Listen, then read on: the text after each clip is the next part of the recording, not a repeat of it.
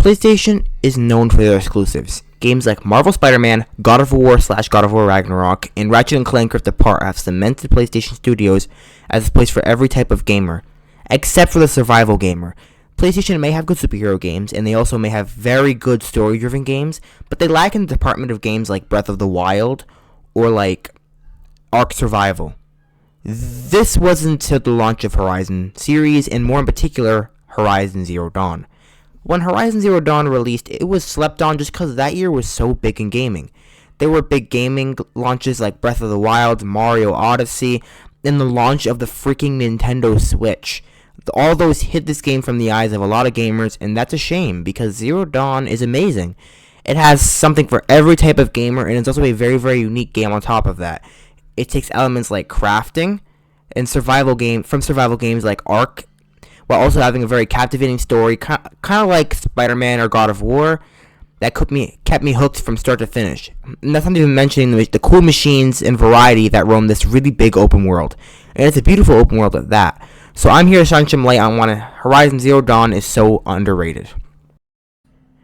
Zero Dawn's story is it's just excellent. From the interesting characters you meet on your journey to the lore that is introduced through logs to the main story and all of its twists and turns, Horizon Zero Dawn just kept me hooked from start to finish, but that doesn't mean it's perfect, right?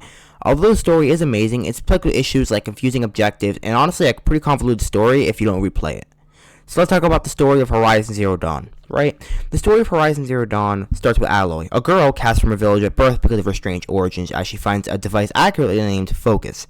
This device allows Aloy to see everything around her, and it also allows her to understand the strange devices that were created by the old ones. This then leads to a series of events that ends with Aloy seeking answers on her mysterious birth and participating in an event called The Proving in order to rejoin her tribe. She trained for this thing for years, I think in the game might have been 15 years, but during The Proving, this big moment in Aloy's life, she is attacked and her mentor Ross, who basically raised her, is killed.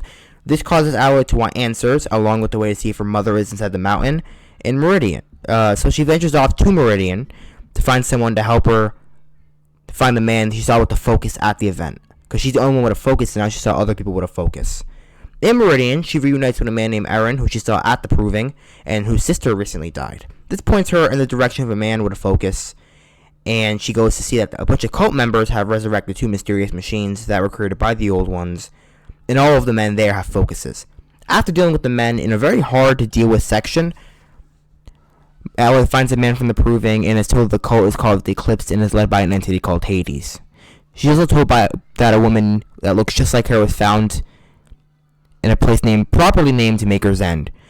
The game gives the player a choice to either spare him or kill him. I spared him in my first playthrough, and I killed him in my second playthrough. I think he deserves to be killed for all the pain he's caused, but that's just me. The game will often give you choices like this. You have the choice to either spare or kill somebody. There's a side quest that I don't remember the name of. Once you complete all corrupted zones, you have the choice to kill or befriend the guy. I chose to befriend him because I needed the achievement, but I think he deserves to die as well. So, yeah, with all this knowledge, once you choose to spare or kill him, Aloy makes her way to Maker's End, and she finds that the machines that inhabit the land of the game were created by one company back during the Old One age, and were the reason the world was reverted to a state it is now. But she also finds a plan to save the world from destruction called Zero Dawn. To figure out what Zero Dawn is, Aloy then journeys to the place called the Grave Horde because of the directions of a man named Salus who has connections to the cult and Hades. Once she arrives, she learns more about Hades and goes to crash the focus network of the Eclipse in order to sneak into the main base of the Eclipse. Once Aloy gets into the focus network, she gets the registry, which allows her to go to Mother Tart to see who her mother was, but she also gets captured and put into a battle pit to the death while doing so. Salus then arrives and saves her, but she has to rush back to her tribe. Her tribe is called the Nora, and because she has to save them from Eclipse attack. After this, the whole game comes to the moment it's been leading towards. Aloy opens the door for Mother Her, and she realizes that she's a clone of a creator of Zero Dawn. She's no mother, and everything should be leading towards is pointless. But with the new purpose to stop, and armed with this knowledge, Aloy journeys to the Zero Dawn headquarters to get an item that can kill Hades. Hades is a subsystem of Zero Dawn. There are I think it's 6 to 8 subsystems of Zero Dawn. Big thing about the Horizon series is subsystems of Zero Dawn. When she gets armed with this, Silas leaves, and she defends Meridian from attack against Hades with all the alloys you can get through the main story and side quests. The game ends with Alloy victorious in a post-credit scene that sees Silas taking Hades to alive for himself to gain that knowledge. Now keep in mind that what I said was a very abbreviated version of the events, but it should give you a good idea on the story of the game. Because Horizon Zero Dawn has an incredibly long story with a lot of twists and turns. It's very hard for me to summarize it, and I didn't want to overdo it like I did in some videos. But yeah, I really enjoyed this game's story. It kept me hooked with the twists it had to offer, and I thought the idea of the old ones was a good idea. They're basically us in the future. They have all this advanced tech, but due to one mistake in climate change, I know, political views and things, it doesn't really matter to me in this game, it's fine. They get destroyed in an instant.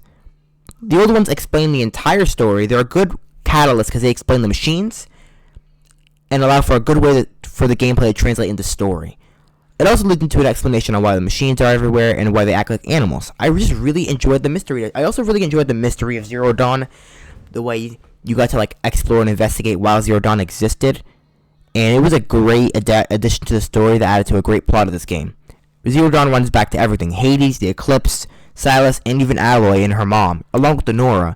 I just like the way it was able to diverge, and it was really good. And then now we can talk about Alloy's mom. This is the one plot point I really didn't enjoy. I'm kind of mixed on it. I really enjoyed Alloy as a protagonist, and she was fun to follow throughout the game. It was great seeing her grow and evolve into the training scene, and it was also great to see her accept help and grow to have a team. This is expanded on Forbidden West with her and her partners. And it was fun to see her react to the events, and I can't stress this enough. If you haven't been to Ross's grave, I highly recommend going to see him. It's honestly one of the best moments in this game, and I still remember my first experience with it to this day. It's been like a month since I played this game. But Alloy is just a really engaging protagonist. She's a lot of fun to explore. If I had to give her one criticism, I would say she reeks of female character being good because they're a woman. But at the same time, she grows enough to where I still really enjoyed following her, and she's definitely pretty good as an antagonist for a video game. She's a little too 2D to be like the best protagonist of all time, kind of like someone like Kratos or Peter Parker, but she's still a pretty solid protagonist. Basically, if it's one of the best moments Ross's grave is one of the best moments in this game, but it also proves to me that the characters are very compelling. Varl is cool, he has scenes of duty and has a fun energy, but he's really nothing remarkable. He becomes more remarkable in Forbidden West. Aaron is my favorite character. He's nothing remarkable, but his journey to find his sister and the growth from going from a drunk joke to a leader and someone who takes responsibility was very captivating, and honestly kept me very, very, very captivated during the mandatory side quests that we'll talk about later. Overall, the characters of Zero Dawn are super good. They're a super good contrast to Alloy and really keep me engaged with the entire main story. But that's enough for the praise. I do actually have criticisms with Zero Dawn. My first criticism is that, for one, Alloy's mother is just not interesting. Every time his plotline comes, it ruins the other plotline throughout the game. And this is my biggest problem with the story. Alloy's mother was boring, but I get it. It was completely necessary.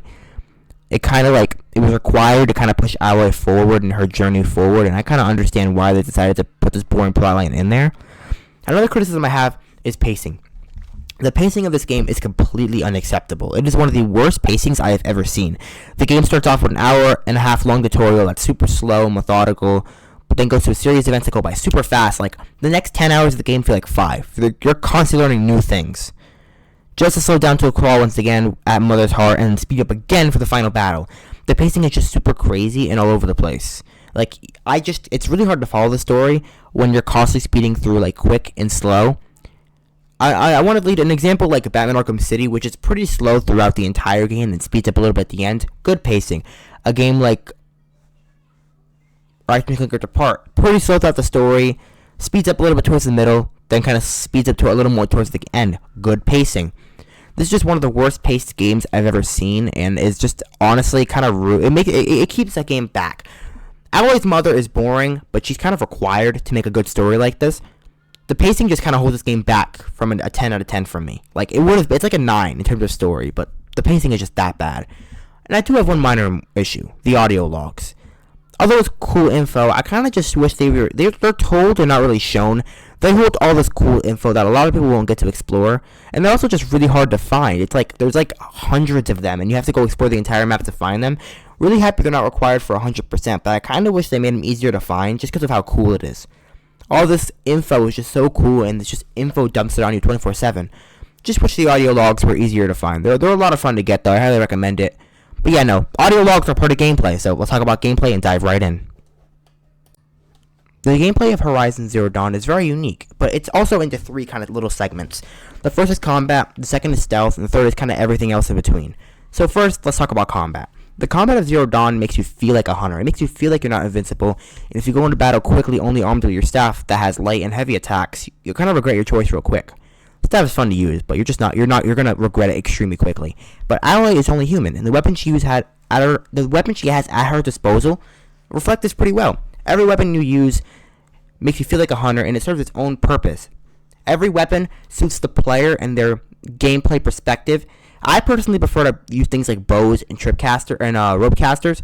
I personally wasn't a fan of the rope caster, but other players might use a bow, a slingshot, and like the ice breather weapon, for example. A good example of this is the bow. Everyone uses a bow because the bow is the main weapon of Aloy used throughout the game. It is also the most reliable. Some bows take more speed, some have more power, and some even serve a special purpose for special situations. One key difference between every type of bow is the arrows you'll use with that type of bow. Every type of bow has a unique combination. Maybe you'll have ice and fire, maybe you'll have, poison and explosion. Some bows have one arrow, some bows have two, some have three, and some even have 4 types. But yeah, no, every bow has a unique combination, and really it just suits to the player and the bow stats. A good example is the Hunter Lodge bow. You unlock this bow by completing every hunting ground. We'll talk about hunting grounds later, and it's my opinion the best bow for players who use status effects. Personally, status effects are my thing, but for players who use them, this is the best bow you can use. The arrow types in this game are pretty interesting. This bow uses the shock, poison, and freeze arrows, but these aren't every type of arrow in Zero Dawn, so let's talk about it. The first is the Hunter Arrow.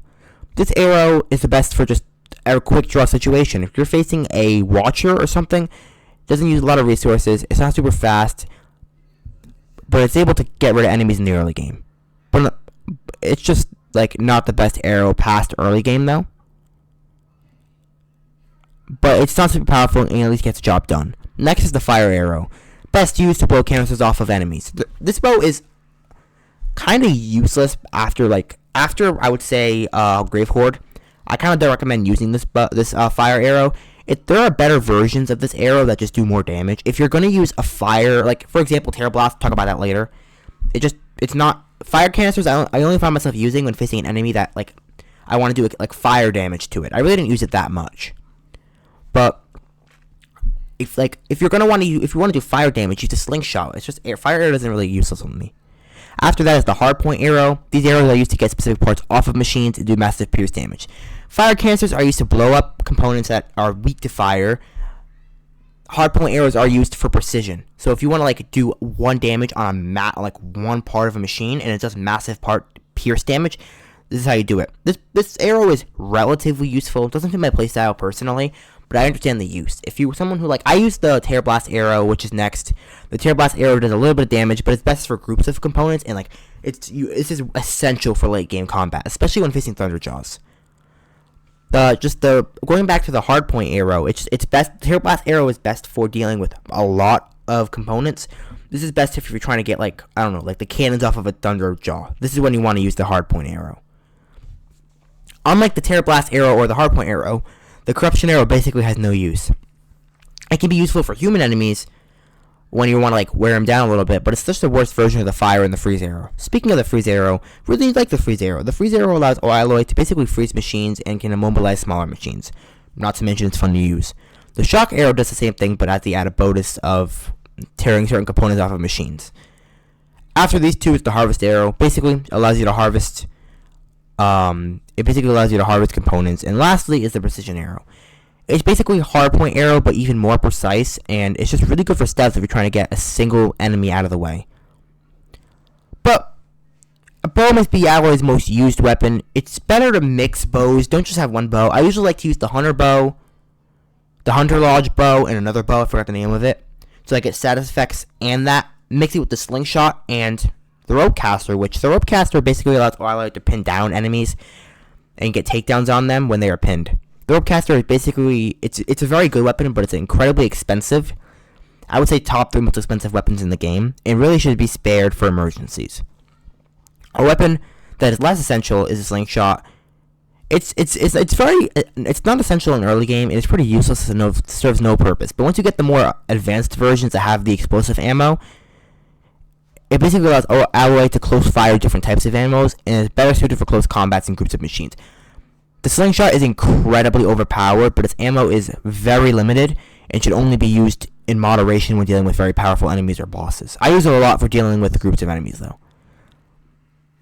And lastly is the Rattler. The Rattler comes next, and is honestly, I only use this weapon during the Frozen Wild DLC. It basically allows Alloy to either fire a very powerful but slow shot, or depending on the version, lets you fire a consistent but very expensive shot.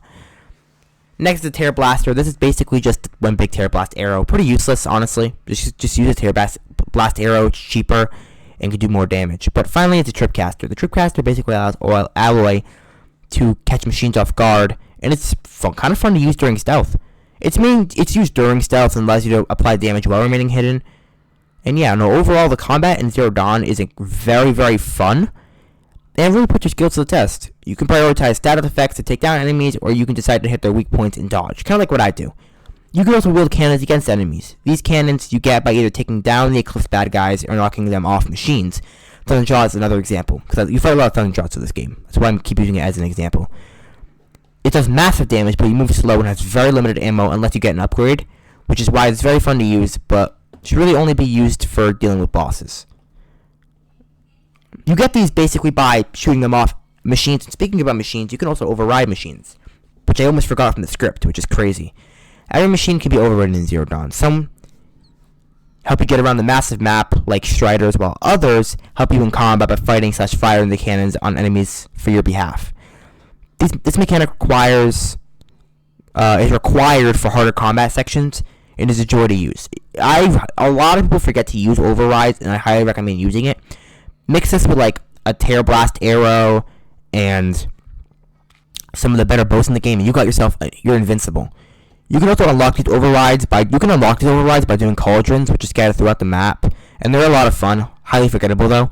Whether it be using a Sabertooth to shoot down a Thunderjaw, which is a cabin challenge, or using a Wadger to take down multiple members of the Eclipse, highly recommend using the override to its full potential. Yeah, that's just the basic weapons out of the way. Let's kind of talk about stealth here. Stealth is a major part of the gameplay in Horizon Zero Dawn, and it's often used in 2 ways. The first is starting a fight. This is how I like to use stealth the most, and it basically lets you start the entire thing with stealth rather than just having the entire stealth section. You can sneak behind the enemy and use a weapon to get the drop on them using a strike. You can use like a Tripcaster, a Ropecaster, or a well-placed bow shot to take damage, along with much more. Or you can sneak when you're crouching, although there is an upgrade that makes you go much running silent, which is extremely overpowered, to get behind the enemy and use a Silent Strike to inflict massive damage. But Silent Strike isn't the only strike you can use, because strikes are basically intertwined with stealth in this game. Right, there's strike from above, which allows you to strike from above, strike from below, which allows you to strike from below, and boss strike, which lets you strike a boss. These all do what their name describes. But there's also combat strike, which lets you do a strike while enemies are knocked down. Best used for when dealing with things like Watchers or Sabertooths, maybe even the bear enemies if you can get them down. But beginning a fight isn't the only way to use stealth in Zero Dawn. You can also do a section without being seen. This is done in many ways. You can use strikes, as we just described, override machines to do your bidding, or use weapons like the Ropecaster to get a jump on enemies. Stealth can be fun and it's really hard to use. It's fun to master, but I don't use it very often. It makes sections easier, but is way less fun than just thugging it out and throwing yourself into each combat section, even when you're not supposed to. And yeah, no, stealth starts off terrible, but as you upgrade your stealth tree, like your skill tree, it makes you much more powerful, because the skill tree is kind of good in this game. But there are 4 sections to the skill tree in Horizon Zero Dawn. First is Prowler. This basically allows you to upgrade stealth in the game. It includes things like the type strikes we talked about earlier, running completely silently, and making enemies more obvious to less oblivious to your noise. Next is bravery. This basically allows you to be better at combat. It's really upgrades like making you move faster with heavy weapons, making your bow shoot multi-arrows, and allowing you to dismount, and allows you to like attack enemies greater. Next is forager. This basically allows you to harvest and get health more. It allows you to get resources per kill, more resources per kill. It makes ammo less costly to craft. Lastly is the traveler tree. This is added during the Frozen Wilds DLC and centers around moving around the world. It allows you to do infinite mounts, which is a game changer. It allows you to get more resources when on a mount, and allows you to dismount, strike an enemy. I really enjoyed the skill tree because you can't unlock everything at once. You have to, during the main story, you have to prioritize what you want to get, and it allows the player to have like a natural progression of their abilities. You will never get every skill, so it's good to like prioritize the ones you actually need, rather than the ones that may be gonna help. Really enjoyed this. This game is really good at suiting each gameplay style to its character. Like, you're gonna use the weapons you want to use. You're gonna want to use the bows you want to use. You're gonna want to like switch up the gameplay from maybe a rope caster to a trip caster. Every player has a unique style, and there are easily hundreds of styles for each player. But overall, the gameplay in Horizon Zero Dawn is just amazing. It allows players to do their own thing and play with many different styles, like I just said. There are so many styles. You could do 5-6 playthroughs and still not get bored of all the weapons and combos you can create. And I never thought of this before. It's great. But if I had one criticism, I would say traversal gets boring. If you don't have infinite mounts, it sucks flat out. The world feels kind of empty at times, and I feel like settlements are just too far apart.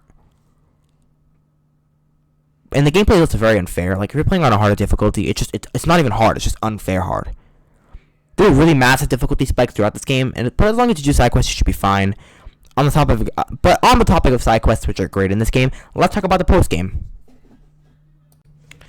Horizon Zero Dawn has a very long post game. The main game takes about 20. You can add another 20, maybe even 30 hours to the post game. So it has so much post game. Let's just cover it right now. The first thing that comes to mind are the side quests. These are supposed to be done throughout the story because they add to the story. But I thought I would mention them here because who really does them? Like, who does them during the story? Except me, of course. The ending of the game is one of the last things that I did. But yeah, no, there are 22 side quests in this game, which is way too much to cover here. So I'm going to cover the best and the worst. My favorite side quest in Horizon Zero Dawn is Field of the Fallen and Into the Borderlands. These are basically the only side quests that are required to beat Zero Dawn. The other ones they're required to kind of understand the story, but in the sense of gameplay wise, they're not really required. You can just skip over them in order to get to the end of the game. They follow you as you try